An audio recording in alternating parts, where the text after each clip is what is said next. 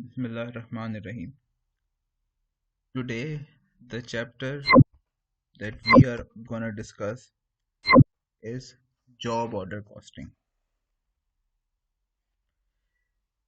Job order costing systems, if we define what is actually job order costing, job order costing systems are used when many different products are produced each period. Products are manufactured to order. The unique nature of each order requires tracing or allocating cost to each job and maintaining cost records for each job.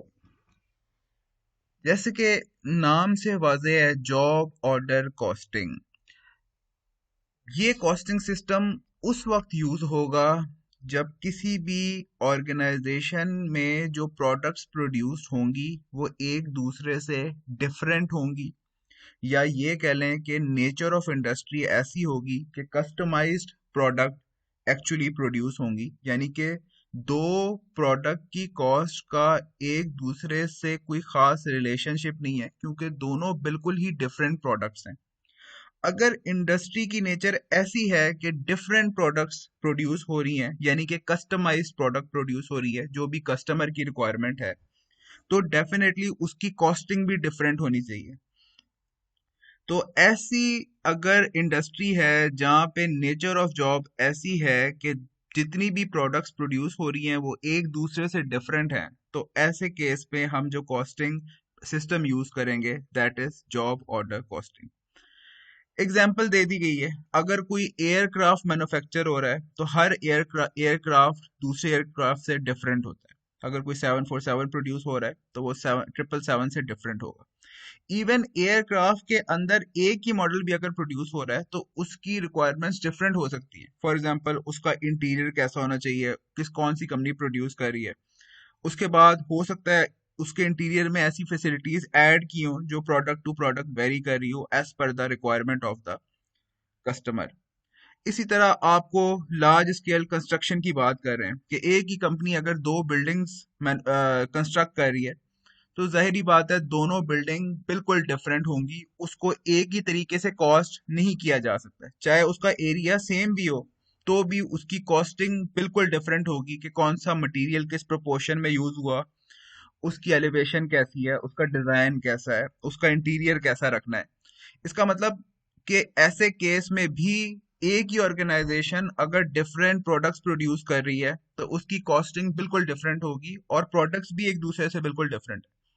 तीसरी example दी हुई है Walt Disney studio movie production की, कि हर movie की cost different होगी, कि उसके अंदर जो एक्टर्स काम कर रहे होंगे उनकी जो रिम्यूनरेशन है वो मूवी टू मूवी डिफरेंट होगी।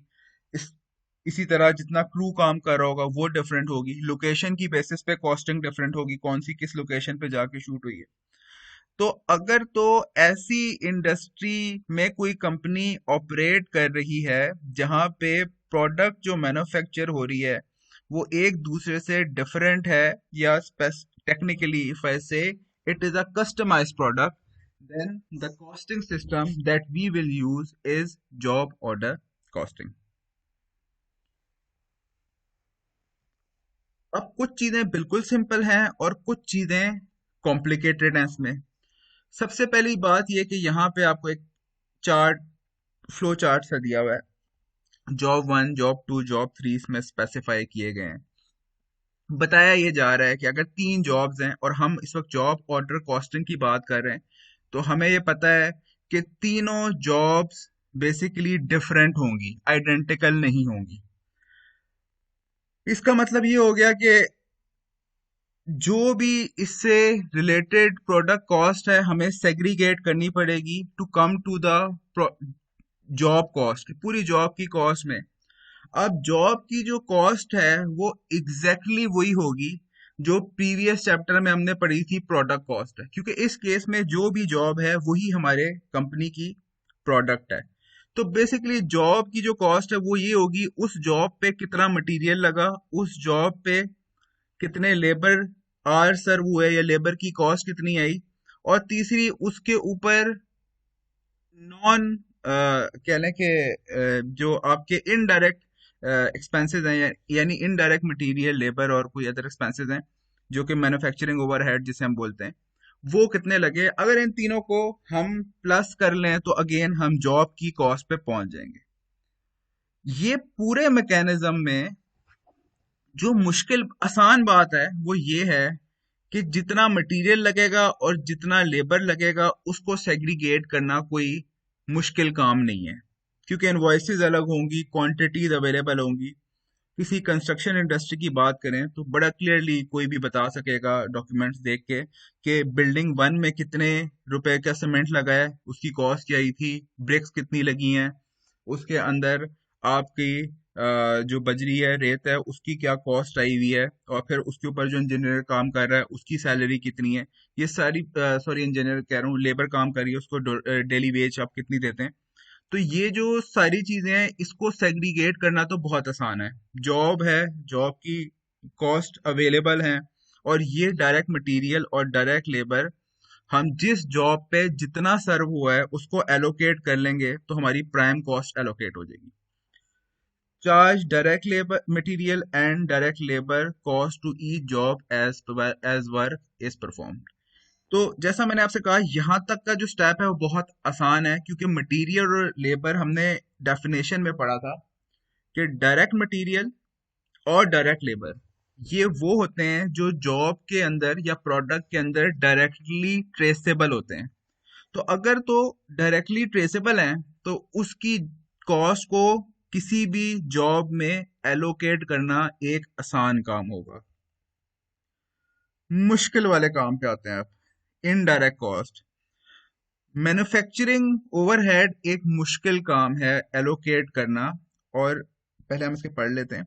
Manufacturing overhead include indirect material and indirect labour are allocated to all jobs rather than directly traced to each other। अब ये जो मैन्युफैक्चरिंग ओवरहेड हैं ये हम जॉब को एलोकेट करते हैं, लेकिन एग्जैक्टली हमें नहीं पता कि ये किस जॉब के कितने ओवरहेड हैं। तो हम किसी भी प्री डिटरमिन्ड बेसिस बनाते हैं और उसकी बेसिस पे इसको एलोकेट कर देते हैं। मैं एक एग्जांपल देता हूँ। एक फैक्ट्री है जिसका रेंट पे हो रहा है। अच्छा, फैक्ट्री में प्रोडक्शन हो रही है, इसका मतलब फैक्ट्री का जो रेंट है, हमने पहले भी डिस्कस किया, वो इनडायरेक्ट एक्सपेंस है, यानी कि मैन्युफैक्चरिंग ओवरहेड है, और ये फैक्ट्री में जो प्रोडक्ट्स प्रोड्यूस हो रही हैं उन्हीं को चार्ज होना चाहिए। यहां तक तो कोई दो राह नहीं है। प्रॉब्लम अब ये आती है कि अगर फैक्ट्री का रेंट है और फैक्ट्री अपने वो फैक्ट्री के अंदर कुछ फर्नीचर प्रोड्यूस हो रहे हैं, एक चेयर भी प्रोड्यूस हो रही है, टेबल भी प्रोड्यूस हो रही है, एक कबर्ड भी प्रोड्यूस हो रहा है, तो इस रेंट को इन तीनों पे किस बेसिस पे एलोकेट करें। अगर तो इक्वल एलोकेट कर दिया जाए तो भी गलत है, क्योंकि जो चेयर है वो एक लो कॉस्ट आइटम है और कबर्ड एक हाई कॉस्ट आइटम है। अगर आप 5,000 रुपए में से 1,600 रुपए चेयर को, 1,600 रुपीज आपकी टेबल को और 1,600 कबर्ड को एलोकेट कर देंगे, तो आपकी चेयर मार्केट में कंपेटेबल ही नहीं रहती, और आपकी कबर्ड की एक्चुअली जो कॉस्ट आपने एलोकेट की है वो शायद उससे कम है जो एक कबर्ड बनाने में कॉस्ट एलोकेट होनी चाहिए। तो इसका मतलब कि जो ओवरहेड हैं जो डायरेक्टली जॉब के अंदर ट्रेस नहीं हो पा रहे, उनको एलोकेट करने का भी कोई रीजनेबल बेसिस होनी चाहिए, और वो ही हम आगे वाली स्लाइड्स में देखेंगे। सबसे पहली बात यह कि जब भी कोई भी जॉब शुरू होगी, अब हम इसलिए इसको बार बार जॉब कह रहे हैं क्योंकि ये जॉब, हर जॉब एक दूसरे से डिफरेंट है। अगर तो प्रोडक्ट एक दूसरे से डिफरेंट है तो उसको जो जॉब नंबर असाइन होगा वो भी यूनिक होगा और सिमिलर नहीं होगा किसी और जॉब से। अगर फर्ज करें मैंने आपको फर्नीचर की बात की, तो जो कबर्ड की प्रिपरेशन है उसका जो जॉब नंबर है लेट से A143 हो जाएगा। अगर तो टेबल है तो उसकी जॉब का नंबर में भी B456 हो, जो भी सीक्वेंस हो, लेकिन उसके लिए जो नंबर हर जॉब को असाइन होता है वो डिफरेंट होता है, क्योंकि जॉब भी एक दूसरे से डिफरेंट है। दूसरी चीज है कार्ड प्रिपेयर की, इसको हम कॉस्ट शीट बोलते हैं। कॉस्ट शीट का मतलब ये है कि इस जॉब पे जितनी कॉस्ट इनकर हुई है वो ये शीट हमें बताएगी। तो उसका फॉर्मेट बेसिकली हम देख रहे हैं। और उसके बाद जो नॉर्मल चीजें होती हैं उसकी डेट आ जाएगी, डिपार्टमेंट अगर कोई है तो डिपार्टमेंट आ जाएगा, जॉब में बना क्या रहे हैं, यहाँ पे वुडन कार्गो क्रेट है तो उसका नाम आ जाएगा। अच्छा, उसके बाद कुछ नंबर हैं, अगर मटेरियल है तो उसका रिक्वेस्ट फॉर्म नंबर आ जाएगा, क्योंकि मटेरियल जो होता है वो आपके वेयर हाउस से इशू होता है। तो अगर वेयर हाउस इशू करते हुए कोई रिक्वेस्ट नंबर जनरेट करता है तो ऊपर आप वो लिख लेंगे। इसी तरह लेबर जो है वो आवर्स की बेसिस पे एलोकेट होते हैं, और फिर आप एंड में लिखेंगे। अभी तक हमने ये डिस्कस नहीं किया मैन्युफैक्चरिंग ओवरहेड किस बेसिस पे एलोकेट करेंगे, लेकिन हमने ये डिस्कस किया है कि मैन्युफैक्चरिंग ओवरहेड किसी ना किसी बेसिस पे एलोकेट जरूर करेंगे। तो वो बेसिस जो भी होगी वो यहाँ पे आप लिख सकते हैं कि जो बेसिस होगी वो यहाँ पे लिख दिया जाएगा, उस पे रेट आप लिख देंगे और टोटल अमाउंट जो एलोकेटेड है वो लिख देंगे। वो बेसिस अभी हम आगे देखते हैं। अच्छा, उसके बाद हर, मैंने कहा ये जॉब शीट है, हर जॉब की जो कॉस्ट है वो टोटल इस पे आ रही होगी। तो जो आसान काम है, यानी कि आपका मटेरियल लेबर, बल्कि तीनों आप लिख लें, हमें ये बात तो बड़ी बड़ी क्लियर है कि जॉब की कॉस्ट का पार्ट तीन ही चीजें बनेंगी। एक उस पे जो मटेरियल लगा है, एक उस पे जो लेबर की कॉस्ट आई है, और तीसरी जो उस पे ओवरहेड को एलोकेट कर दिया गया है जो भी उसकी बेसिस होगी। तो तीनों चीजें उसके अंदर रिप्रेजेंट हो रही होंगी। अब उसकी अमाउंट क्या होगी वो डिपेंड करता है। उसके लिए कह रहे हैं कि एक सब शीट बनाई जाती है जो कि मटेरियल शो कर रही होगी। मटेरियल रिक्वेस्ट फॉर्म एक होगा, उसमें लिखा होगा कि इसके अंदर ये आइटम एलोकेट हुए हैं, इसकी ये क्वांटिटी एलोकेट हुई है, एक क्वांटिटी की अमाउंट, एक यूनिट की अमाउंट ये थी, और टोटल जो कॉस्ट बन रही है वो ये बन रही है, और टोटल हो जाएगा। और ये हर जॉब की अलग इशू होगी। मैंने आपसे ये कहा था कि मटेरियल और डायरेक्ट लेबर को आइडेंटिफाई करने में कोई प्रॉब्लम नहीं होगी, क्योंकि हमें एग्जैक्टली पता है कि ये जो मटेरियल इशू हुआ है ये इस जॉब के लिए हुआ है। तो ये वाला एलोकेशन कोई मुश्किल नहीं है। तो सिंपली इस कार्ड का जो टोटल हो रहा होगा वो हम आगे अपनी कॉस्ट शीट में ट्रांसफर कर देंगे, और हमें पता लग जाएगा कि $116 का मटेरियल इस जॉब में लगा हुआ है। जो वेयर हाउस से मटेरियल इस जॉब के लिए इशू कराया जाएगा उसकी कॉस्ट इस जॉब को चार्ज कर दी जाएगी। सेकंड, जिस तरह एक आपका मटेरियल का कॉस्ट कार्ड होता है जिसमें आपको मटेरियल शो हो रहा था, जैसे कि मटेरियल रिक्विजिशन फॉर्म में हो रहा था, इसी तरह आपका एम्प्लॉय का भी टिकट इशू होता है कि किस एम्प्लॉय को किस जॉब पे एलोकेट किया हुआ है, उसकी पर आवर की सैलरी या वेज क्या है, उसकी पर आवर की वेज क्या है, और उस जॉब पे उसने कितने घंटे सर्व किए हैं।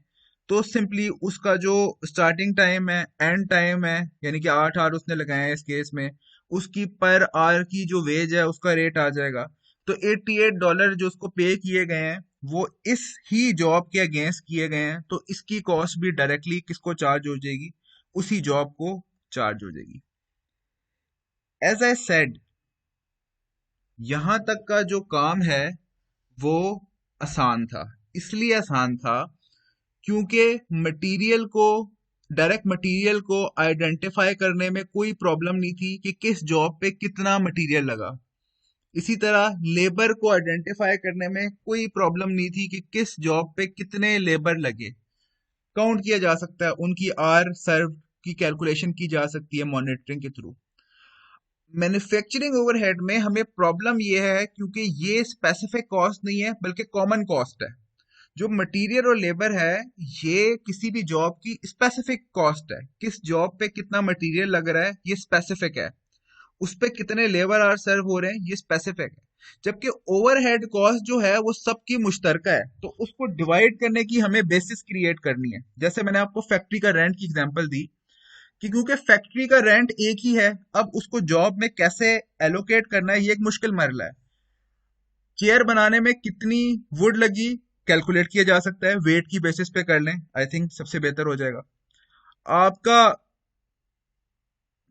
आपका जो है टेबल पे कितनी वुड लगी, कबर्ड में कितनी वुड लगी, कैलकुलेट किया जा सकता है। चेयर बनाने के लिए एक लेबर के कितने आवर्स सर्व हुए कैलकुलेट किया जा सकता है। टेबल बनाने के लिए लेबर के कितने आवर्स सर्व हुए कैलकुलेट किया जा सकता है कि कब जॉब स्टार्ट हुई कब एंड हुई, तो अंदाजा लगाया जा सकता है। Same is the case with the cupboard. But factory का रेंट एक कॉमन कॉस्ट है।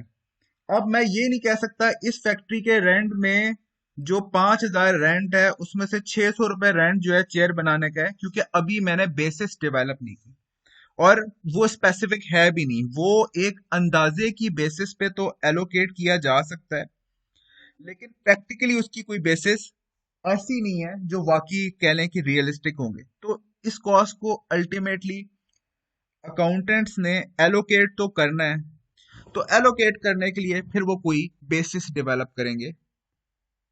अब हम उस बेसिस की बात करेंगे। कंप्यूट अ प्री डिटरमिन्ड ओवरहेड रेट। एक और बात याद रखिएगा कि ये इसको आप दोबारा पढ़ें तो क्या लिखा हुआ है, कंप्यूट अ प्री डिटरमिन्ड ओवरहेड रेट। ये जो ओवरहेड को एलोकेशन का जो रेट होगा ये प्री डिटरमिन्ड होगा, मतलब ये ओवरहेड के एक्सपेंस होने के बाद एलोकेट नहीं होगा, ये पहले से एक एलोकेशन बेसिस निकाल ली जाएगी। मतलब हम आगे देखते हैं, लेकिन ये पहले से ओवरहेड ओवरहेड रेट डिटरमिन होगा ताकि जॉब के साथ साथ ही मैन्युफैक्चरिंग ओवरहेड एलोकेट करते जाएं, रादर देन जॉब हो जाए जॉब कंप्लीट हो जाए उसके बाद कॉस्टिंग करने का कोई फायदा नहीं है। एक बार अगर आपका कॉस्ट, क्योंकि कॉस्टिंग की बेसिस पे ही डिसीजन लेने होते हैं कि प्राइस क्या रखेंगे या प्राइस क्या चार्ज होगी एक्सेट्रा एक्सेट्रा। तो अगर तो रेट होगा वो प्री डिटरमिन्ड होगा, यानी पहले से डिफाइंड रेट होगा मैन्युफैक्चरिंग ओवरहेड का, ये बाद में नहीं डिफाइन किया जाएगा। अब एलोकेशन बेसिस के बारे में हम पढ़ लेते हैं। An allocation base such as direct labour hour, direct labour dollar और machine hour is used to assign manufacturing overhead to individual jobs. उन्होंने कहा कि अब जो एलोकेशन बेस है वो इन्हीं में से कुछ रख ली जाती है नॉर्मली, कि direct labour hours, direct labour dollars या मशीन आवर्स या मशीन कॉस्ट।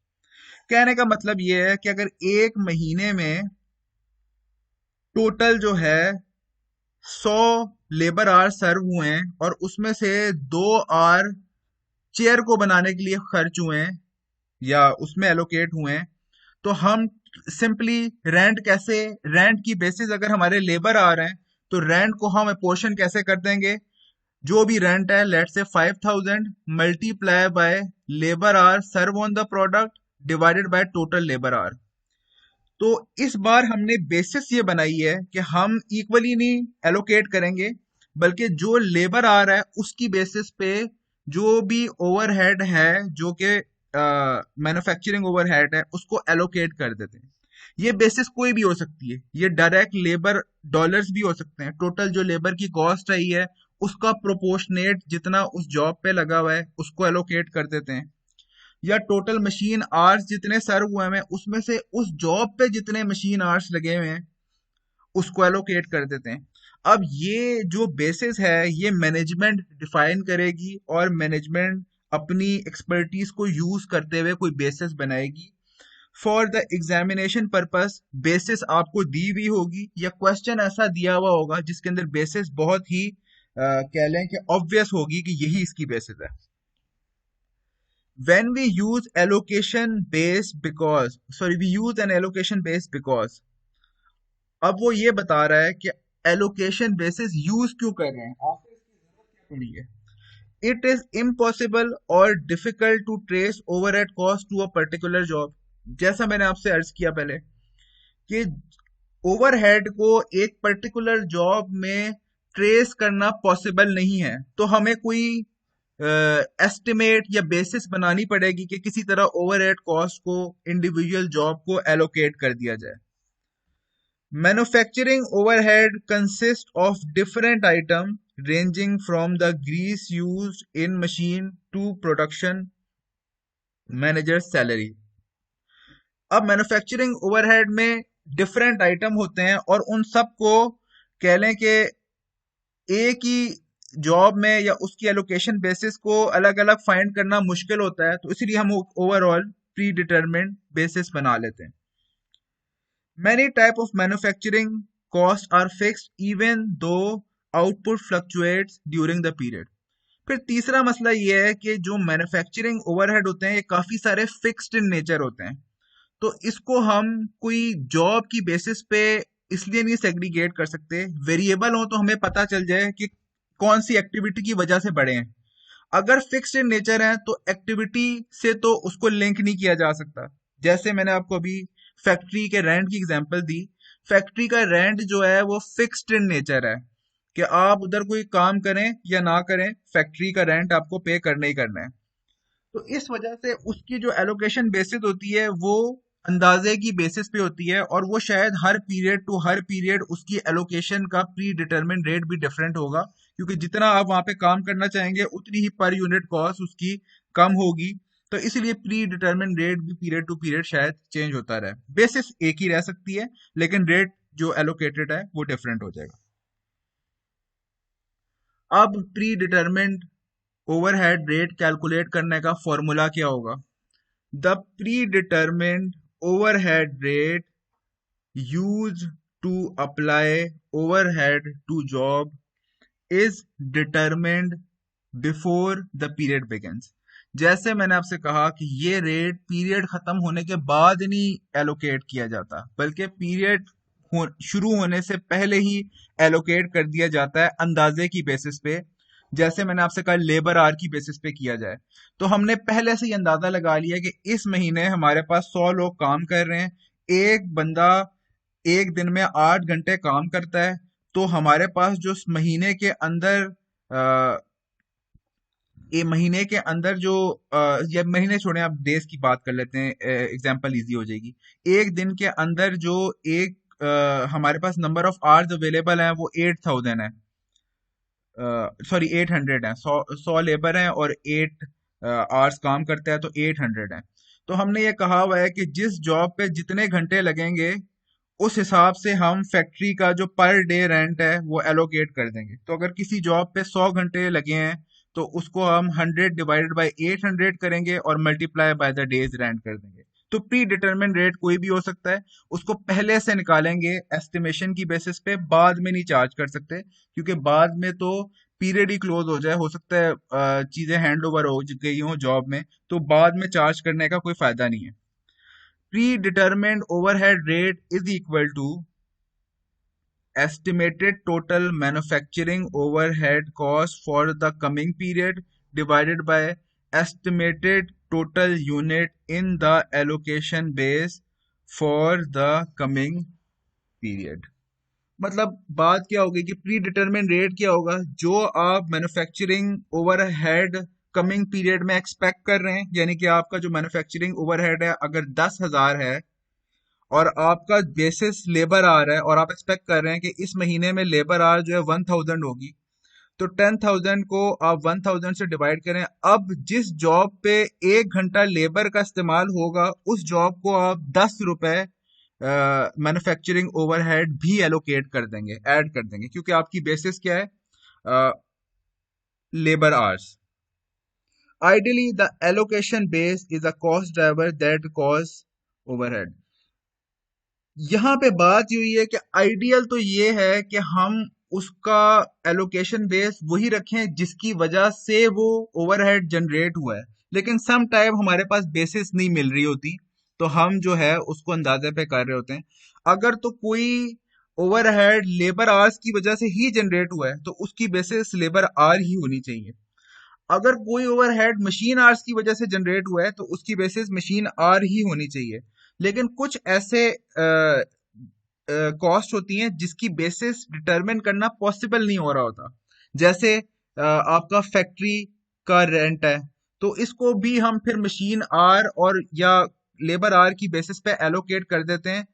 एक्चुअली फैक्ट्री का रेंट ना मशीन आर की वजह से जनरेट हो रहा है ना लेबर आर की वजह से जनरेट हो रहा है, लेकिन हमारे पास क्योंकि फिलहाल कोई बेसिस नहीं है, या बेसिस है तो वो कॉस्टली है हर बार डिटरमिन करना, या हमारे पास एक्सपर्टीज नहीं है, तो इसकी वजह से हमारा जो एस्टिमेशन है वो एट टाइम्स एग्जैक्ट नहीं हो पाती. The need for predetermined overhead rate. Predetermined overhead rates that rely upon estimated data are often used because actual overhead for the period is not known until the end of the period, thus inhibiting the ability to estimate job cost during the period. Actual overhead cost can fluctuate seasonally, thus misleading decision makers. बात वहीं पे आ जाती है कि मैंने कहा ये rate पहले डिटरमिन किया जाता है, बाद में नहीं डिटरमिन किया जाता। अगर बाद में डिटरमिन किया जाए तो ये रेट एग्जैक्ट हो जाएगा, पहले डिटरमिन किया जाए तो ये रेट एस्टिमेटेड होगा, क्योंकि असल में हमें नहीं पता एक्चुअल कॉस्ट। फैक्ट्री का रेंट तो चले डिफाइंड है, लेकिन कुछ कॉस्ट हैं जैसे कि इनडायरेक्ट लेबर की कॉस्ट है या इनडायरेक्ट मटेरियल की कॉस्ट है जो अंदाजा लगाई जा सकती है, लेकिन उस पीरियड की एग्जैक्ट कॉस्ट हमें नहीं पता। तो वो अंदाजे की बेसिस पे एलोकेट किया जाता है और वो पीरियड से पहले किया जाता है, और उसकी वजह यह है कि ताकि उसको जॉब को चार्ज किया जा सके। और डेफिनेटली ये कॉस्ट जो होगी वो अंदाजे की बेसिस पे ही होगी। जो पीछे आपका पास डेटा है वो एट टाइम्स मिसलीडिंग हो सकता है। जरूरी नहीं है कि पिछले महीने का जो ओवरहेड रेट था वही चार्ज करें अगले महीने में तो बिल्कुल ठीक हो जाए। ये सीजन टू सीजन वेरी करेगा। Computing pre determined overhead rates.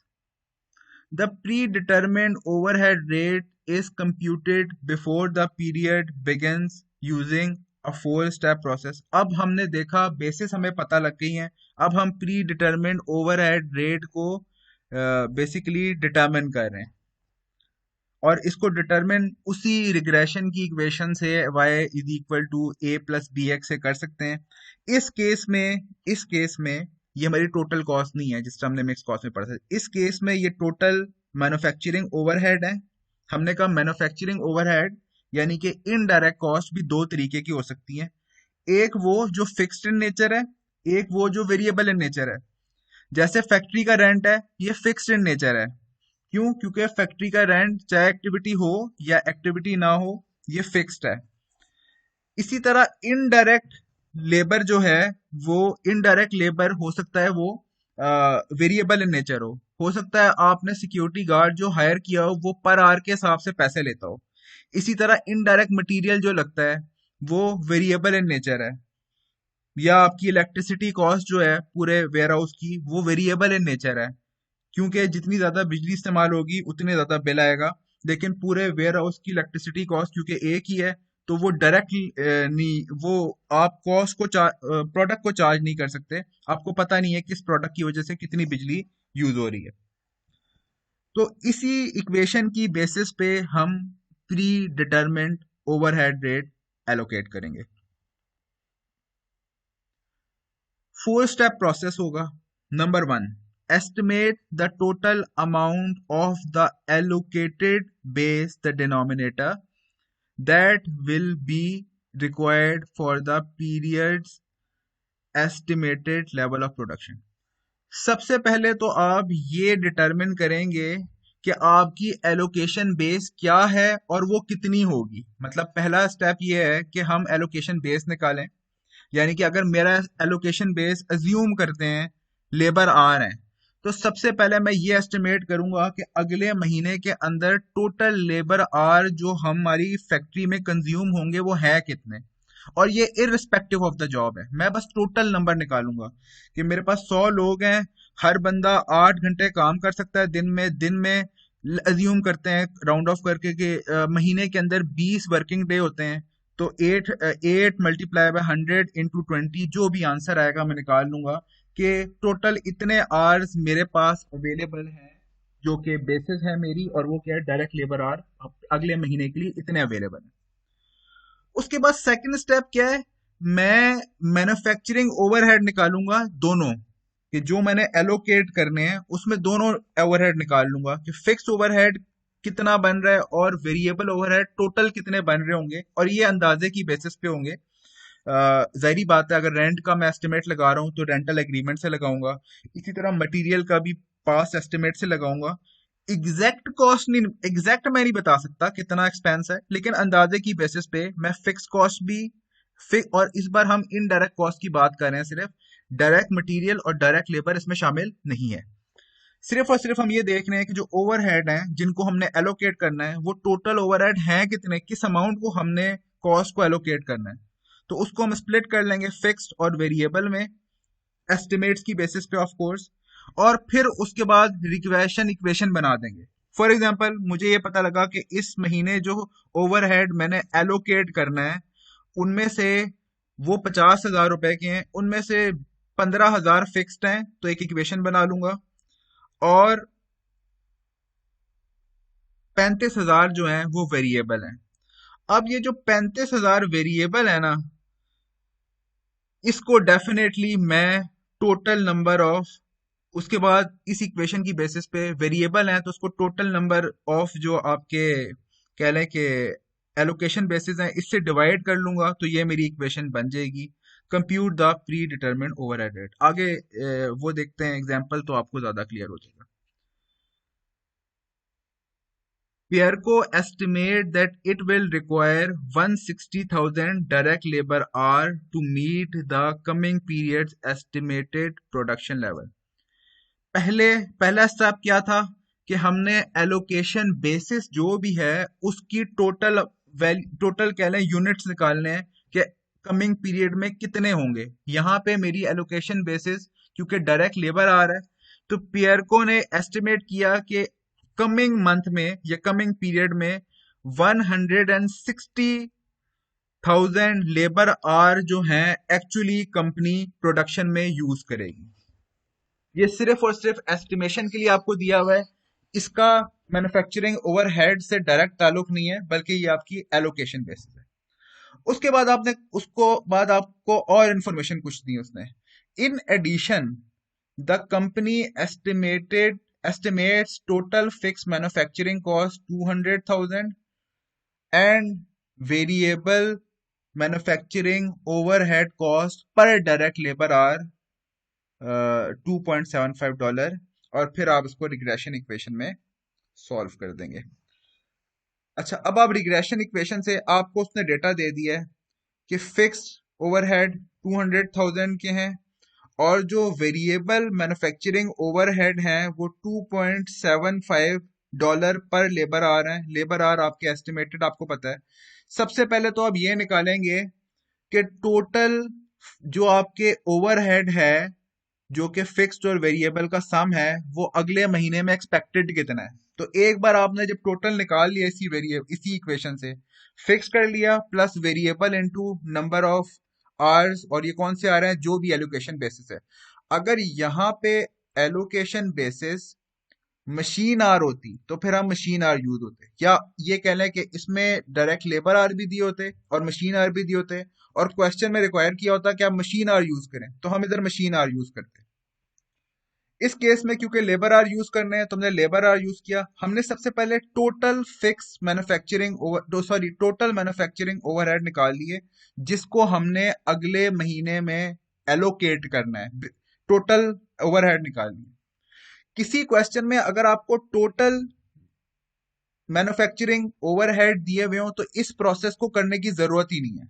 फिर सिंपली आपने टोटल मैन्युफैक्चरिंग ओवरहेड को यूज करना है और उसको आपके जिस एलोकेशन बेसिस के जितने आ रहे हैं, लेट्स से इस बार एलोकेशन बेसिस डायरेक्ट लेबर आ रहा है और डायरेक्ट लेबर आर अगले महीने के एक्सपेक्टेड है 160,000, तो सिंपली आप प्री डिटरमिन ओवरहेड रेट निकाल लेंगे कि हमें $6,40,000 को एलोकेट करना है और 160,000 लेबर आर अवेलेबल हैं।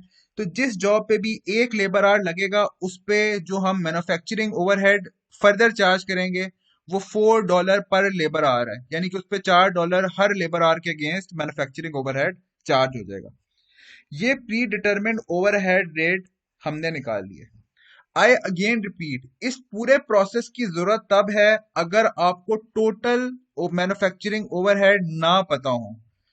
अगर आपको सिर्फ फिक्स अलग से पता हो क्वेश्चन में और वेरिएबल अलग से बताए गए हो तो आप ये पूरा प्रोसेस फॉलो करेंगे, यानी कि रिग्रेशन इक्वेशन जिस तरह थी या प्रिडिक्टिंग इक्वेशन जो थी उसमें आप वैल्यू पुट करेंगे।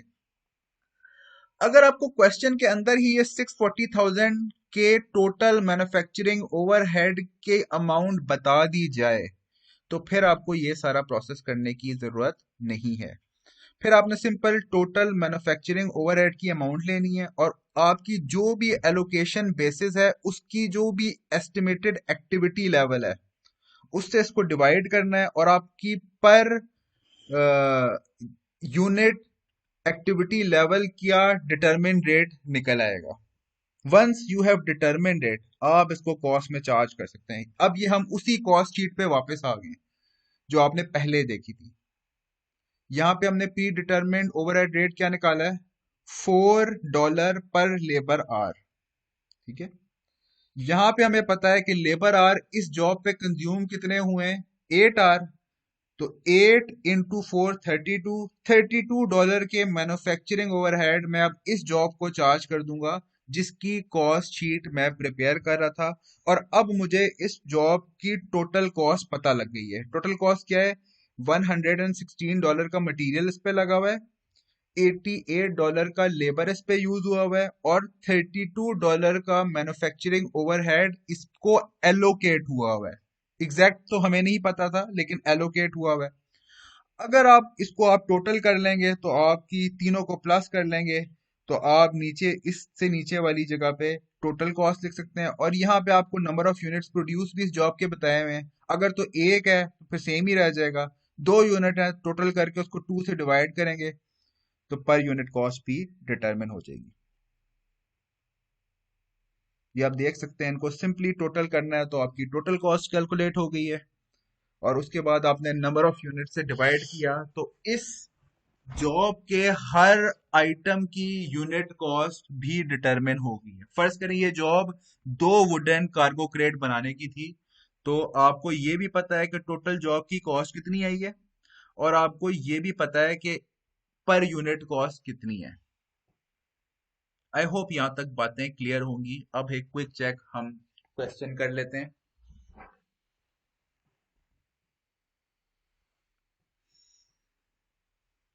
Job WR53 at NW Fab Incorporation requires $200 of direct material and 10 direct labor hour at $15 per hour. Estimated total overhead for the year was $760,000 and the estimated labor hours were 20,000. What would be recorded as the cost of job WR53? अब आपको question से ये वाजे है कि आपने इस job की टोटल कॉस्ट निकालनी है। अगर तो आपको इस तरह मल्टीपल चॉइस क्वेश्चन दिया गया है तो सिंपली आपने कॉस्ट निकाल के करेक्ट आंसर पे टिक कर देना है, जो भी आएगा। अगर आपको ये मल्टीपल चॉइस में ना दिया होता तो फिर आज का मतलब ये होता है कि आपने कॉस्ट निकालना है और कॉस्ट हम निकालते थे इस बेसिस पे। इसका मतलब आपका ये हो गया कि आपने जॉब कॉस्ट शीट को प्रिपेयर करना है। अगर इसको डायरेक्ट रिक्वायरमेंट होती और मल्टीपल चॉइस ना होते तो फिर आपने इस तरह का एक फॉर्मेट बनाना था। मैंने आपसे पहले एक चीज अर्ज की थी शुरू वाले लेक्चर्स में कि कॉस्ट अकाउंटिंग के अंदर आपको 100% फॉर्मेट को फॉलो करना जरूरी नहीं है। आपको जिस तरह ठीक लगे वैसे बना लें। मतलब ये कि अगर आपको जॉब नंबर, कुछ डेटा है जो देना पड़ता है, जैसे जॉब नंबर देना बिल्कुल सही है, डेट आपको देनी चाहिए अगर क्वेश्चन में लिखी हुई है, कंप्लीशन की डेट लिखी हुई है वो भी दे दें, नंबर ऑफ यूनिट प्रोड्यूस हो जाए वो भी दे दें, कौन सा आइटम बना रहे हैं वो भी देंगे, सबसे टॉप पे जिस कंपनी के लिए बना रहे हैं और जो बना रहे हैं यानी कि जॉब कॉस्ट शीट बना रहे हैं उसका भी टाइटल देंगे, डिपार्टमेंट का भी लिखेंगे। लेकिन इसके बाद ये वाला फॉर्मेट होना जरूरी नहीं है। हो सकता है कि आप यही डायरेक्ट मटेरियल के आगे आप ये लिख दें 116 टोटल लिख दें जो, और रेफर कर दें इसको यहाँ पे ब्रैकेट में एक्स। इसी तरह लेबर आर में हो सकता है आप ब्रैकेट में लिख दें 36 × 8 और यहाँ पे 88 लिख दें। तो फॉर्मेट आपके लिए एग्जैक्टली ये वाला फॉलो करना जरूरी नहीं है। द थिंग इज दैट कि इंफॉर्मेशन जितनी भी अवेलेबल है वो सारी की सारी डिपेक्ट होनी चाहिए कॉस्ट शीट में, और दिस इज द रिक्वायरमेंट। उसका फॉर्मेट इस तरह का होना चाहिए, या आप इसका फॉर्मेट और डिफरेंट कोई करना चाहते हैं तो वो भी इनफ है। असली चीज ये है कि जितनी इंफॉर्मेशन जरूरत है वो कॉस्ट शीट में मिलनी चाहिए, यानी कि टोटल कॉस्ट इसमें एग्जैक्टली आनी चाहिए, पता लगनी चाहिए क्लियरली, और पर यूनिट कॉस्ट एग्जैक्टली पता होनी चाहिए। और उसकी सेग्रीगेशन यानी कि direct material, direct labour, manufacturing overhead भी क्लियरली पता लगनी चाहिए कि ये तीनों कितनी है। और जॉब के बारे में बेसिक इंफॉर्मेशन होनी चाहिए कि जॉब नंबर क्या था, जॉब क्या थी, कौन सी कंपनी के लिए बना रहे हैं, डेट क्या थी, और कितने यूनिट्स प्रोड्यूस हुए। ये सारा डिपेंड करेगा कि आपके क्वेश्चन में डाटा क्या है। प्रैक्टिकली यही वाला डेटा होता है प्रैक्टिस में। क्वेश्चन में हो सकता है आपको सिर्फ जॉब नंबर दिया हुआ हो, डेट ऑफ इनिशिएशन ना दी हुई हो, जैसे ये वाला है, इसके अंदर डेट नहीं दी हुई। तो या तो आप इसको इलिमिनेट कर दें डेट वाले सेगमेंट को, या आप इसको लिख के इसके अंदर ब्लैंक छोड़ दें। एग्जामिनर को पता लग जाएगा कि आपको पता था डेट लिखनी है, लेकिन डेट क्वेश्चन में नहीं थी इसलिए आपने नहीं लिखी। तो ये सारा का सारा आपकी डिस्क्रिप्शन पे है। इसके अंदर कोई एग्जैक्ट फॉर्मेट को फॉलो करने को मैं रिकमेंड नहीं कर रहा। अब आते हैं दोबारा क्वेश्चन पे। क्वेश्चन में उसने आपको एक जॉब के बारे में बताया, जो कि जॉब NW Fab इनकॉर्पोरेशन की एक पर्टिकुलर जॉब है, जिसको उन्होंने जॉब नंबर दिया WR53। उन्होंने कहा कि इस जॉब पे $200 का डायरेक्ट मटेरियल लगेगा और 10 लेबर आवर लगेंगे, और एक लेबर आवर पे जो कॉस्ट आती है वो $15 पर आवर होती है। अब क्योंकि हमने जॉब की कॉस्ट निकाल ली है, पहली दो चीजें तो क्लियर है। डायरेक्ट मटेरियल इस पे लग रहा है $200 का, डायरेक्ट लेबर इस पे लग रही है 10 आवर की, जिसमें से एक आवर की कॉस्ट $15 है, यानी कि 10 मल्टीप्लाई बाय 15 करेंगे तो $150 की लेबर कॉस्ट है। मैंने आपसे यही कहा था कि डायरेक्ट लेबर और डायरेक्ट मटेरियल ये जॉब में डायरेक्ट ट्रेसेबल होता है, तो इसको एलोकेट नहीं किया जाता, बल्कि जो एग्जैक्ट कॉस्ट है चार्ज कर दी जाती है। यानी दो चीजें तो क्लियर हो गई। $200 की मटेरियल कॉस्ट इसको चार्ज होगी, और $150 के labour cost, direct labour cost इसको चार्ज हो जाएगी, विच मेक्स इट $350। अब तीसरी चीज जो हमने कैलकुलेट करनी है वो ओवरहेड कैलकुलेट करने हैं।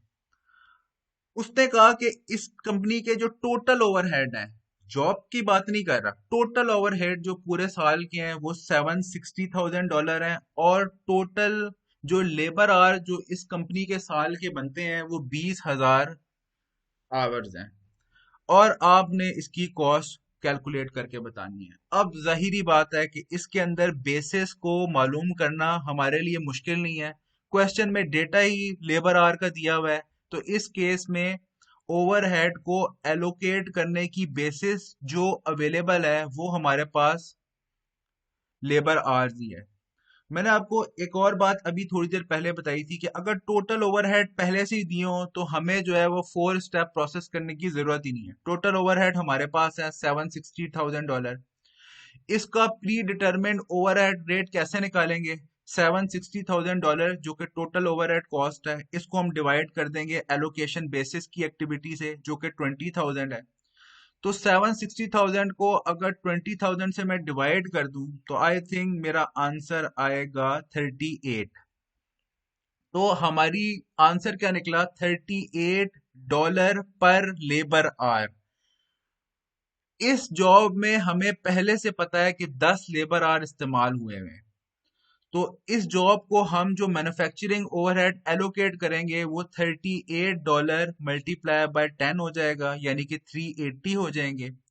380 में 150 प्लस करें जो लेबर आवर की कॉस्ट है, दैट इज 530, और उसके अंदर 200 मजीद प्लस कर लें तो इट इज 730। तो इस जॉब की जो कॉस्ट है वो $730 है। और क्योंकि मल्टीपल चॉइस क्वेश्चन है तो मैंने सिर्फ इसको यहाँ पे टिक या सर्कल करना है और मेरा आंसर आ गया। अगर ये ना दिया होता तो आपको जॉब ऑर्डर शीट बनानी पड़ती, और वो कैसे बनानी है वो आप देख चुके हैं। ये इसकी कैलकुलेशन दी हुई है कि पहले उसने प्री डिटरमिन ओवरहेड रेट निकाला है $760,000 को, जो टोटल ओवरहेड है उसको उसने एस्टिमेटेड एक्टिविटी से डिवाइड किया, पर आवर रेट निकाला, डायरेक्ट मटेरियल डायरेक्ट चार्ज कर दिया, डायरेक्ट लेबर डायरेक्ट चार्ज कर दिया, और इसी तरह आपका ओवरहेड के जो प्री डिटरमिन बेसिस थी उसको प्री डिटरमिन बेसिस के जो आवर्स थे, जो कि 10 आवर्स थे, उस पे एलोकेट किया, टोटल टोटल कॉस्ट निकाली, और आपका आंसर आ गया। अब हमारा लर्निंग ऑब्जेक्टिव 4 और 5 ये है. Learning objective 4 is to understand the flow of cost in job order costing system and appropriate journal entries to record cost. Learning objective 5 is to use T account to show the flow of cost in the job order costing system. इसके बाद हमने ये देख लिया, पहली चीज हमने ये देखी कि job order costing system apply कहाँ पे होता है. जहां पे तो कस्टमाइज प्रोडक्ट होंगी वहां पे ये order job order costing system apply होगा.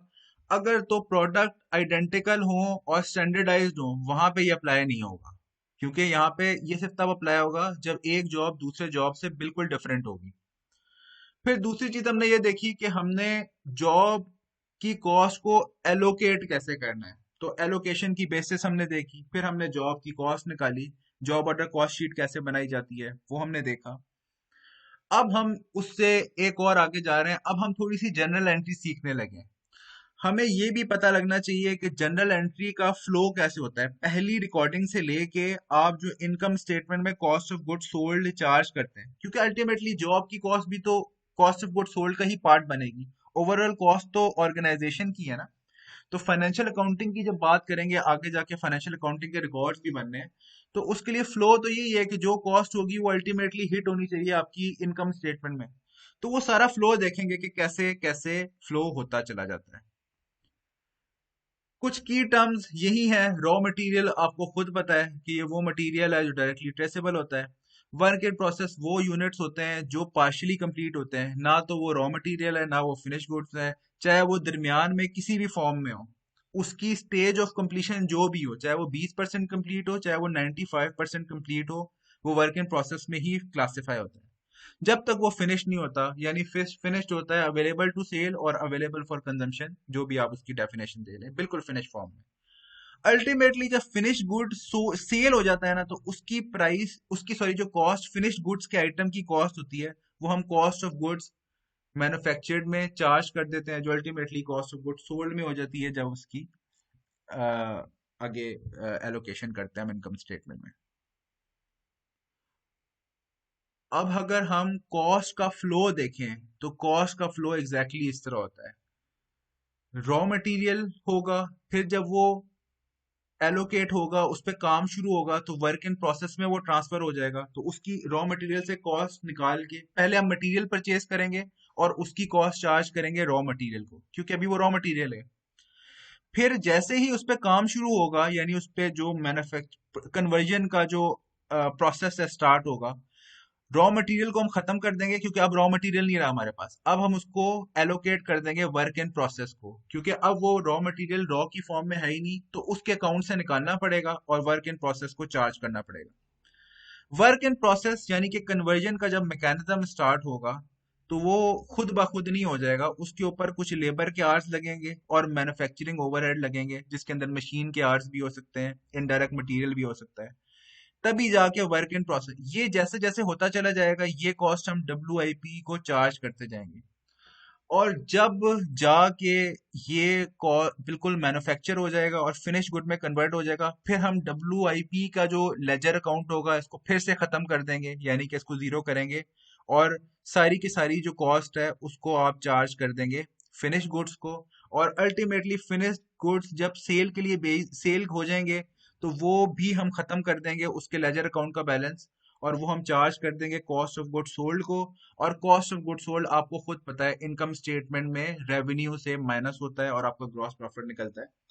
तो ये सारा फ्लो है from the purchase of raw material से लेके कॉस्ट ऑफ गुड्स सोल्ड तक जाने तक. बेसिकली ये सारा फ्लो है जो फॉलो करती हैं कंपनीज. मटेरियल कॉस्ट में आता है, फिर रॉ मटेरियल के साथ वो रिकग्नाइज होता है, फिर उसको हम वर्क इन प्रोसेस के लेजर में ट्रांसफर कर देते हैं.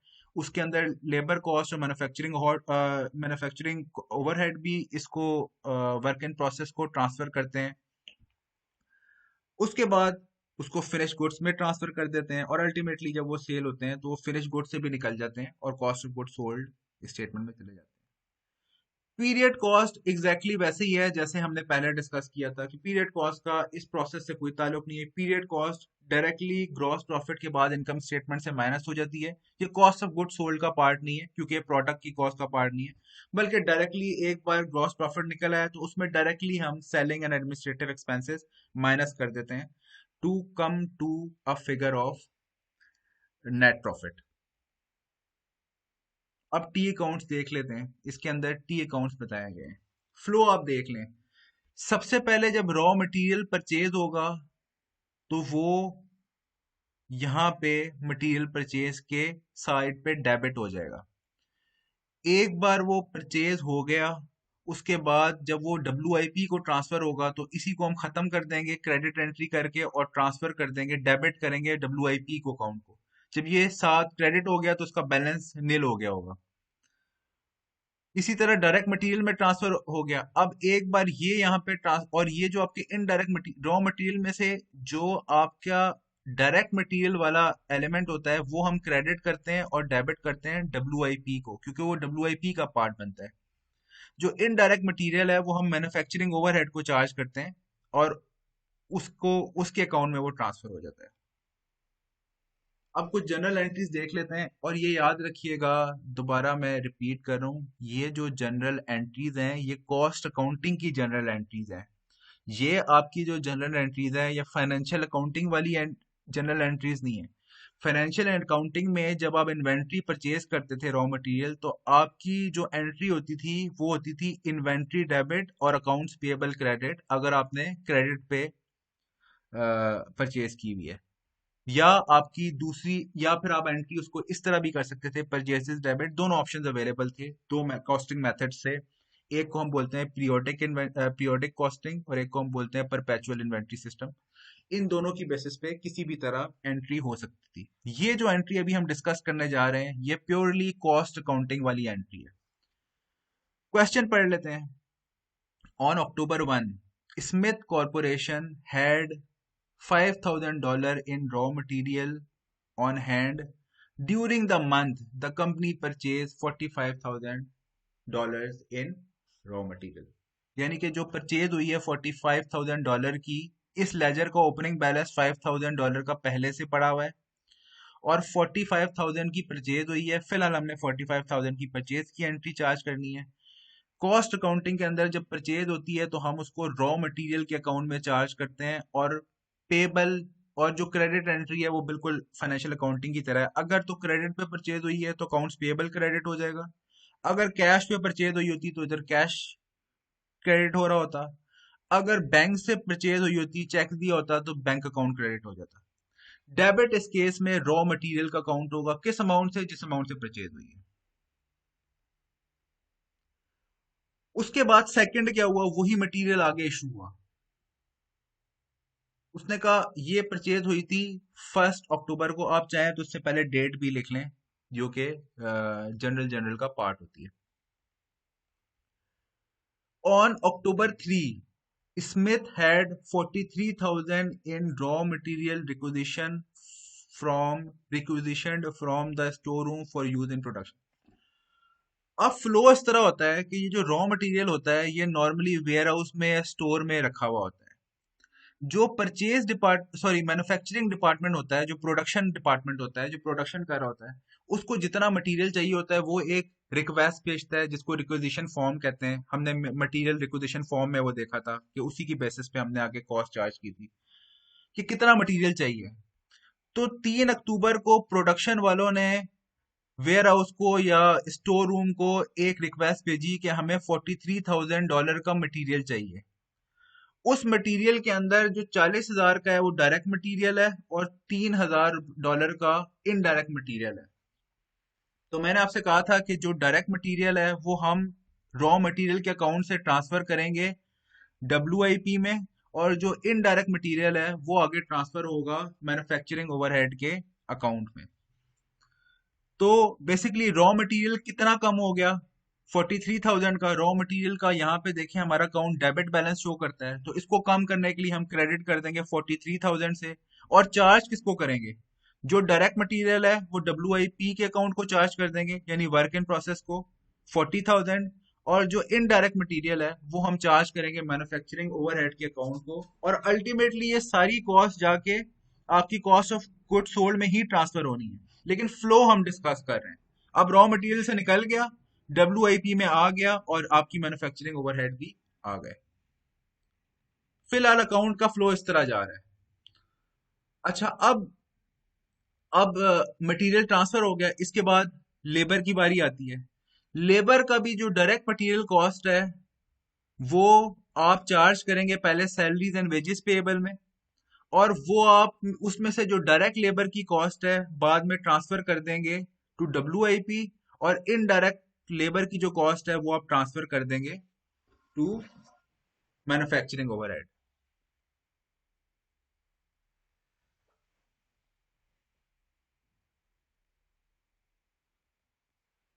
लेबर वाली एंट्री देख लेते हैं। During the month the employ time tickets include $35,000 of direct labor hour and 12,000 for indirect labor hour। अब वो ये कह रहे हैं कि आपने जो लेबर आवर्स खर्च हुए, वो सॉरी लेबर आवर की जो अमाउंट, लेबर की जो अमाउंट है उसमें से डायरेक्ट लेबर की कॉस्ट आई हुई है $35,000 की, और $12,000 की इनडायरेक्ट लेबर की कॉस्ट है। तो वेजेस एंड सैलरी पेएबल का मतलब ये है कि यहाँ पे उसने कहा है कि टिकट इशू हुआ है। टिकट इशू का मतलब ये होता है कि लेबर ने काम किया है। यहाँ पे ये कहीं नहीं कहा हुआ कि उसको पैसे भी दे दिए हैं। अभी वो काम कर रहा है और उसके पैसे बन चुके हैं। पेमेंट होना एक बाद का अमल होता है। नॉर्मली पहले काम होता है, उसके बाद पेमेंट होती है। तो इसलिए यहाँ पे हमने salaries and wages payable account use किया हुआ है। अगर यहाँ पे पैसे दे दिए गए, जब पैसे दे दिए जाएंगे ना, तो ये वाला अकाउंट भी डेबिट हो जाएगा, salaries and wages payable debit हो जाएगा, यानी कि अमाउंट खत्म हो जाएगी क्रेडिट से। और क्रेडिट हो जाएगा उस वक्त बैंक, कैश या जिस भी मोड से पेमेंट होगी। फिलहाल अगर इसकी एंट्री देखें तो डब्ल्यू को हम चार्ज करेंगे डायरेक्ट लेबर $35,000 से, और इनडायरेक्ट लेबर जो है वो मैन्युफैक्चरिंग ओवरहेड में ट्रांसफर होगी $12,000 से, और सैलरीज एंड वेजेस पेएबल, ये आपकी सैलरीज एंड वेजेस पेएबल के अकाउंट में हो जाएगी। एक बार मैं फिर ये रीट्रेट कर रहा हूँ कि यहाँ पे जो एंट्री हम कर रहे हैं हम कॉस्ट अकाउंटिंग वाले कर रहे हैं और फाइनेंशियल अकाउंटिंग वाली नहीं कर रहे। ये जो सैलरीज अकाउंट पेएबल जब सेटल होगा ना, ये फाइनेंशियल अकाउंटिंग डील करती है। तो हमारा जो प्रोसेस फ्लो है ना, हमारा कंसर्न ये डब्ल्यू के अकाउंट से और मैन्युफैक्चरिंग ओवरहेड के अकाउंट से है। इसलिए ये सैलरीज एंड वेजेस पेएबल को सेटल होना हम नहीं देखेंगे, हम देखेंगे कि इसका प्रोसेस फ्लो कैसे जा रहा है। अब दोनों ट्रांसफर हो गए। अदर ओवरहेड भी हम मैन्युफैक्चरिंग ओवरहेड को ट्रांसफर करते हैं। अगर कोई और है, इनडायरेक्ट लेबर और इनडायरेक्ट मटेरियल के अलावा भी कोई चीज है जो ओवरहेड का पार्ट है। ओवरहेड में मैंने आपसे कहा था कि हर वो चीज जो मैन्युफैक्चरिंग के लिए यूज होगी लेकिन डायरेक्ट मटेरियल या डायरेक्ट लेबर नहीं होगी, वो सारी की सारी मैन्युफैक्चरिंग ओवरहेड का पार्ट बनते हैं। अब इसके अलावा इस मशीन, इस मंथ में जो कंपनी को कॉस्ट है, ये हीट, वाटर कूल और ये नजर, ये हमारी अजम्पशन है, ये सारी प्रेमिसेस की कॉस्ट है जहाँ पे मैन्युफैक्चरिंग हो रही है 1700, इसलिए हम इसको मैन्युफैक्चरिंग ओवरहेड को चार्ज कर देंगे। इसी तरह आप गौर करें, जो डेप्रिसिएशन भी हम मैन्युफैक्चरिंग ओवरहेड को चार्ज कर रहे हैं ये फैक्ट्री इक्विपमेंट की है। अगर ये ऑफिस की होती या एडमिनिस्ट्रेटिव ऑफिस की होती तो हम इसको मैन्युफैक्चरिंग ओवरहेड में चार्ज नहीं करते, बल्कि ये हमारी एडमिनिस्ट्रेटिव कॉस्ट का पार्ट बनती, जो कि पीरियड कॉस्ट में हम अलग से एंड में माइनस करेंगे इनकम स्टेटमेंट में। इसी तरह प्रॉपर्टी टैक्स भी इसने फैक्ट्री का लिखा हुआ है। अगर ये प्रॉपर्टी टैक्स उसी एडमिन वाले ऑफिस का होता तो हम इसको मैन्युफैक्चरिंग ओवरहेड में चार्ज नहीं करते। तो क्योंकि ये फैक्ट्री से रिलेटेड कॉस्ट है, तो जितनी भी इनडायरेक्ट कॉस्ट फैक्ट्री से रिलेटेड है, यानी कि प्रोडक्शन से रिलेटेड है, उसको हम चार्ज कर देंगे मैन्युफैक्चरिंग ओवरहेड में, और हमारी एंट्री बनती है मैन्युफैक्चरिंग ओवरहेड डेबिट। और जितने भी यूटिलिटीज पेएबल है, अकाउंट एक्यूमुलेटेड डेप्रिसिएशन है, और प्रॉपर्टी टैक्स पेएबल है, उसको हम क्रेडिट कर देंगे और हमारा मैन्युफैक्चरिंग ओवरहेड चार्ज हो जाएगी। उसके बाद एंड में ओवर और अंडर अप्लाइड ओवरहेड की बात आती है। ये मैं आपको एंड में समझाऊंगा कि ओवर और अंडर अप्लाइड ओवरहेड क्या होता है। या चले मैं यहाँ पे डिस्कस ही कर लेता हूँ।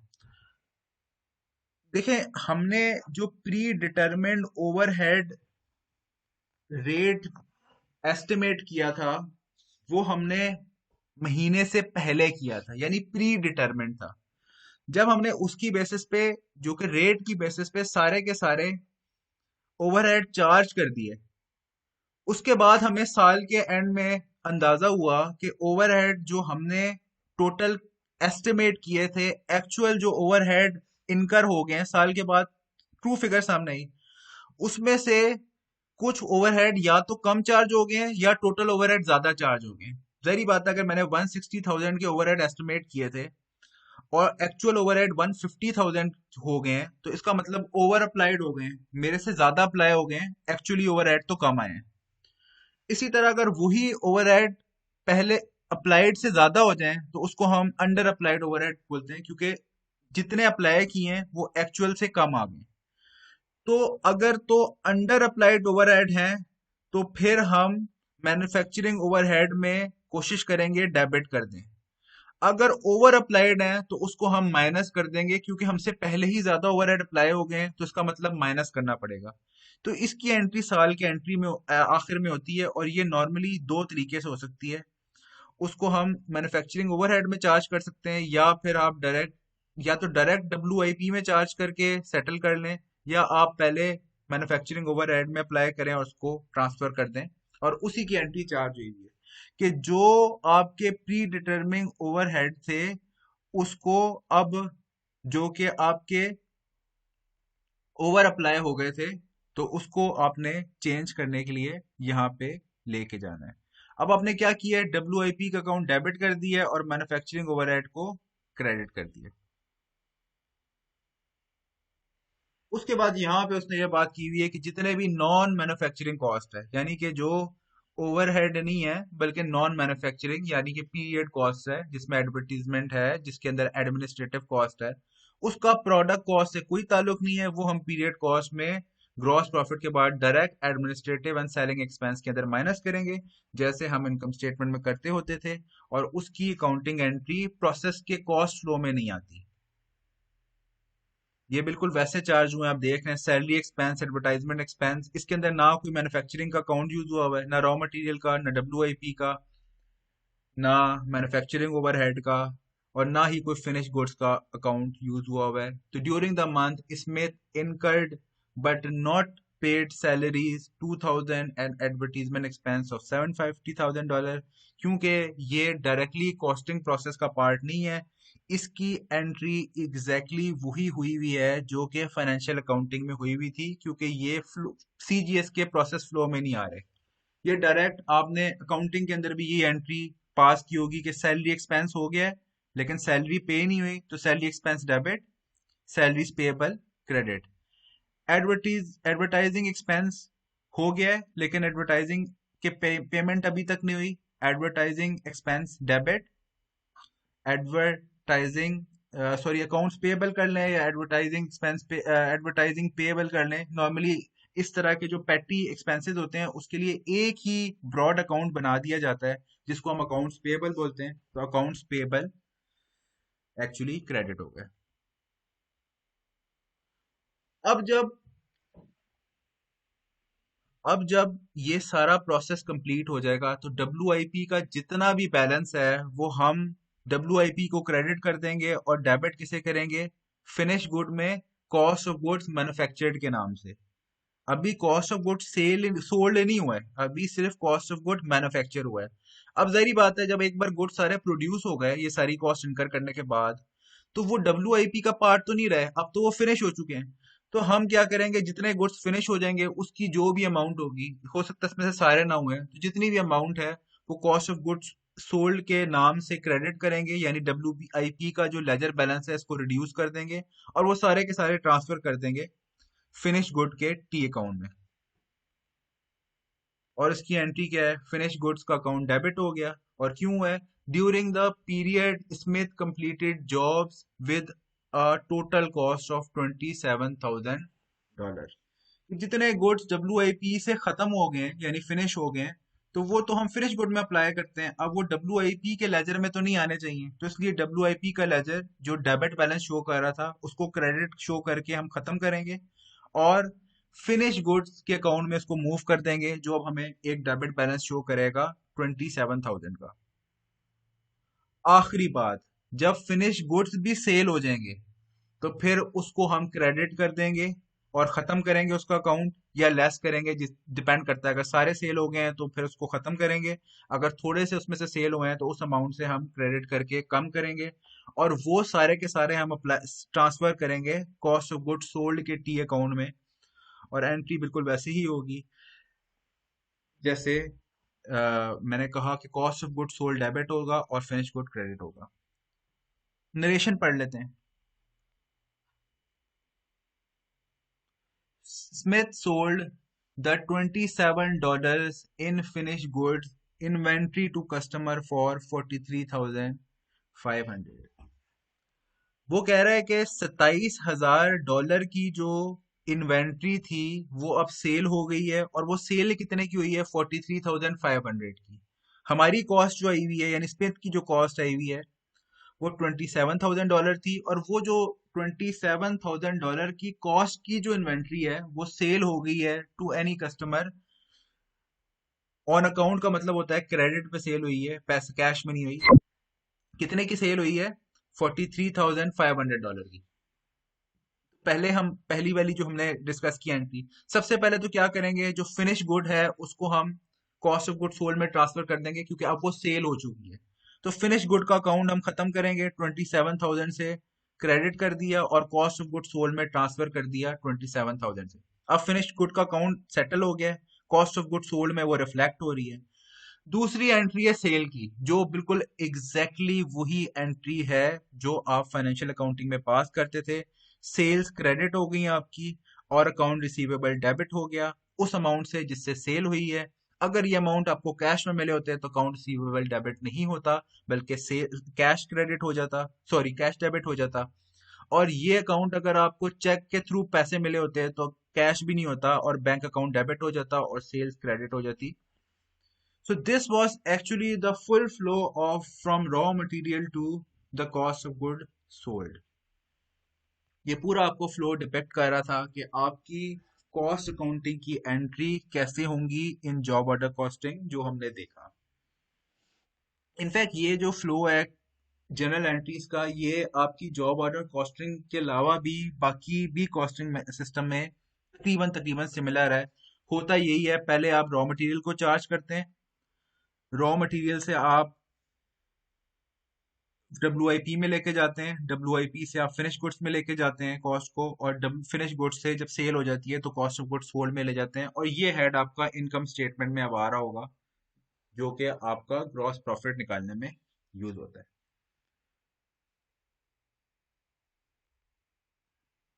Compute under and over applied overhead and prepare the general entry to close balance in manufacturing overhead to the appropriate account. जैसा मैंने कहा कि अब सिर्फ सब कुछ अप्लाई हो गया, सिर्फ मैन्युफैक्चरिंग ओवरहेड अभी तक ट्रांसफर नहीं किया हमने। जो मैंने आपको दिखाया था कि मैन्युफैक्चरिंग ओवरहेड का अकाउंट वैसे ही आ रहा है। पहले तो मैं आपको ये बताना चाह रहा था कि अंडर अप्लाइड ओवरहेड और ओवर अप्लाइड ओवरहेड होते क्या है, वो हम पढ़ लेते हैं। The difference between the overhead cost applied to work in process and actual overhead of the period is referred to as either under applied or over applied overhead। मैं repeat कर देता हूँ, मैंने आपसे थोड़ी देर पहले ये कहा कि जो ओवरहेड अप्लाई किए जाते हैं वो एक प्री डिटर्मिन्ड रेट की बेसिस पे होते हैं। जब आपका एक्चुअल रिजल्ट आता है वो डिफरेंट भी हो सकता है। एक्चुअल ओवरहेड आपके जो प्री डिटर्मिन्ड रेट की बेसिस पे टोटल अप्लाई कर दिए गए हैं, एक्चुअल ओवरहेड उससे ज्यादा भी हो सकते हैं। अगर एक्चुअल ओवरहेड उससे ज्यादा है तो इस केस को हम अंडर अप्लाइड ओवरहेड कहते हैं, क्योंकि जो ओवरहेड अप्लाई किए हैं वो असली ओवरहेड से कम अप्लाई कर दिए हैं। तो इसका मतलब ये अंडर अप्लाइड ओवरहेड का केस है। अगर तो एक्चुअल ओवरहेड अप्लाइड ओवरहेड से कम है तो इसका मतलब हम अप्लाई ज्यादा कर चुके हैं, एक्चुअल ओवरहेड कम थे, तो उसको हम ओवर अप्लाइड ओवरहेड कहते हैं। नीचे अगर हम पढ़ लें, under applied overhead exists when the amount of overhead applied to jobs during the period using the predetermined overhead rate is less than the total amount of overhead actually incurred during the year। यानी वही वाली बात हुई कि आपने जो apply किए हुए हैं अगर वो एक्चुअल से कम है तो फिर इसको हम अंडर अप्लाइड ओवरहेड कहते हैं। और over applied overhead exists when the amount of overhead applied to jobs during the period using the predetermined overhead rate is greater than the total amount of overhead actually incurred during the period। अगर वो जो आपने amount apply की हुई है वो actual से भी ज्यादा है तो फिर उसको हम ओवर अप्लाइड ओवरहेड कहते हैं। और लॉजिकली एज लेमैन आप सोचें तो आपको क्या समझ आनी चाहिए, अगर तो ओवरहेड अंडर अप्लाइड है यानी कि एक्चुअल ओवरहेड से कम अप्लाई हो गए हैं तो जितना डिफरेंस है उसको अप्लाई करना चाहिए क्योंकि एक्चुअल कॉस्ट ऑफ ज्यादा है तो जो डिफरेंट है वो अब चार्ज करनी चाहिए। इसी तरह अगर मेरे से गलती से ज्यादा ओवरहेड चार्ज हो गए तो उसको मुझे माइनस करना चाहिए। तो this is what we do.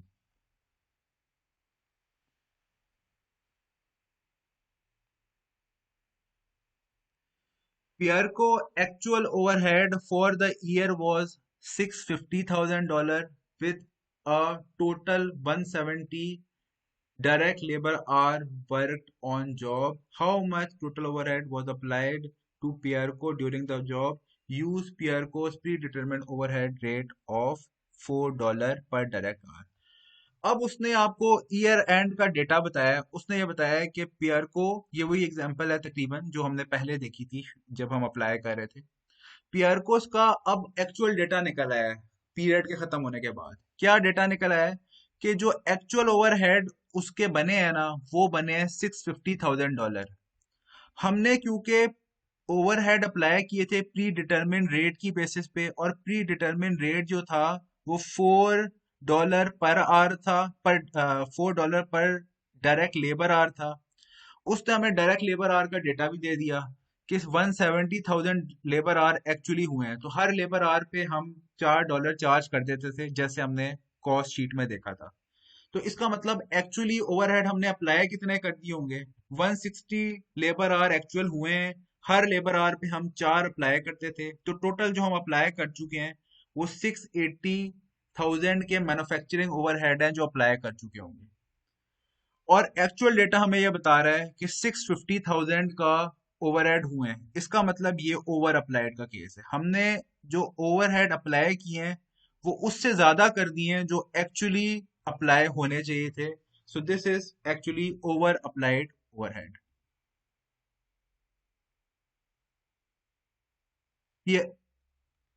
Pierco has over applied overhead for the year by 30,000। What will Pierco do? अब दूसरा सवाल आपसे ये है कि अगर 30,000 के ज्यादा एक्सपेंसेस यानी कि ओवरहेड चार्ज हो गए हैं तो अब क्या करना चाहिए। और कोई भी बंदा ये बता सकता है चाहे वो प्रॉपर अकाउंटेंट हो या ना हो कि अगर ज्यादा पैसे चार्ज कर दिए हैं और एक्चुअल एक्सपेंस उतना था ही नहीं तो उसको माइनस किए जाएं, और वही हम करेंगे। Tiger Incorporation had actual manufacturing overhead cost of 1210000 and a predetermined overhead rate $4 per machine hour. Tiger Incorporation worked 290,000 machine hour during the year. Tiger's manufacturing overhead is। आपसे पूछा यह गया है कि टाइगर इनकॉर्पोरेशन है। अच्छा, यहाँ पे एक चीज तो देख लें कि यहाँ पे जो ओवरहेड का जो बेसिस है वो मशीन आर है, लेबर आर नहीं है। तो जैसा मैंने आपसे कहा था कि वो बेसिस कोई भी हो सकती है, वो आपको क्वेश्चन में दी गई होगी। और अगर आप प्रैक्टिस की बात कर रहे हैं तो कॉस्ट अकाउंटेंट्स को खुद पता होता है कि हमने हमारे लिए रीजनेबल बेसिस क्या है, तो वो इंडस्ट्री टू इंडस्ट्री और ओवरहेड टू ओवरहेड वेरी कर सकती है। क्वेश्चन आपसे ये पूछा गया है कि टाइगर इनकॉर्पोरेशन के जो एक्चुअल ओवरहेड हैं वो 1,12,10,000 की। प्री डिटरमिन्ड ओवरहेड रेट जो उसने पीरियड के शुरू में निकाला था वो $4 पर मशीन आर था। जो एक्चुअल मशीन आर लगे हैं टाइगर इनकॉर्पोरेशन के वो 290,000 मशीन आर्स हैं। यानी कि उसने कितने ओवरहेड अप्लाई कर दिए होंगे, $4 पर मशीन आर के हिसाब से अगर वो अप्लाई करता था और 290,000 मशीन आर एक्चुअली लगे हैं तो इनको आप मल्टीप्लाई कर लें। इसका आंसर जो भी आएगा, आई थिंक इट्स 11960 ऐसे कुछ आना चाहिए।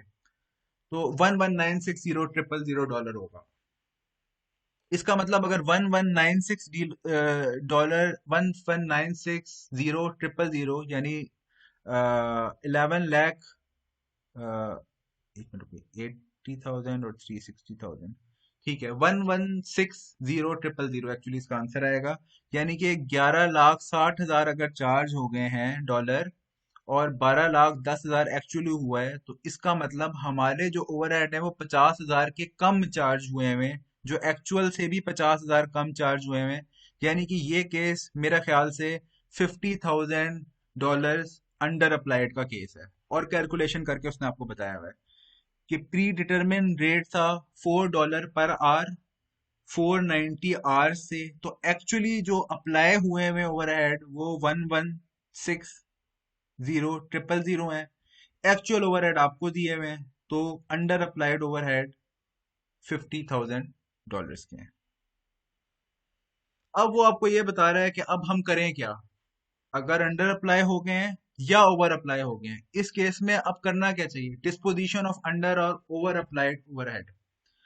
$30,000 में be allocated to this account. ये 30,000 वाली एग्जांपल है, और ये हमारे से ओवर अप्लाई हो गए थे। तो ये ओवर अप्लाइड हैं, ये वाले 30,000 हमसे ज्यादा चार्ज हो गए थे। तो अब दो तरीके हैं, या तो आप इसको WIP में क्रेडिट करके कम कर दें, या उसकी वैल्यू कम कर दें, या आप फिनिश गुड की वैल्यू जो थी कम कर दें, जो कि अल्टीमेटली प्रोसेस फ्लो के अंदर जानी कॉस्ट ऑफ गुड सोल्ड में है, या फिर डायरेक्टली आप कॉस्ट ऑफ गुड सोल्ड को क्रेडिट करके उसकी वैल्यू कम कर दें। तो ये तीनों मेथड्स आपके पास अवेलेबल हैं, और सिंपली क्योंकि ये ओवर अप्लाइड है तो इसलिए आप इसको क्रेडिट करके कम करेंगे। अगर ये अंडर अप्लाइड होते हैं तो यहीं पे कहीं आप डेबिट करके इनकी वैल्यूज बढ़ा देते, क्योंकि आपने कॉस्ट कम चार्ज की हुई है, एक्चुअली ज्यादा है तो उसको ज्यादा चार्ज कर देते। क्योंकि ओवर अप्लाइड है इसलिए आपको यहाँ पे क्रेडिट हुआ हुआ नजर आ रहा है, और अल्टीमेटली ये इसी तरह फॉरवर्ड हो जाएगा।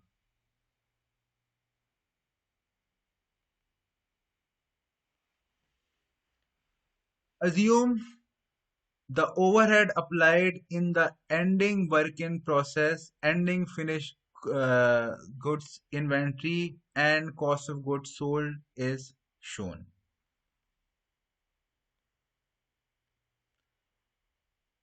बाकी उसने कहा है कि दूसरा तरीका ये है कि आप इसको परसेंटेज की बेसिस पे अप्लाई कर दें, तो इसको हम इग्नोर करते हैं क्योंकि ये वाला मेथड हम फॉलो नहीं करेंगे। आपके पास दोनों ऑप्शंस हैं, आप यहीं तक जिस तरह चाहें चार्ज कर दें डायरेक्टली। तो आज का जो लेक्चर था,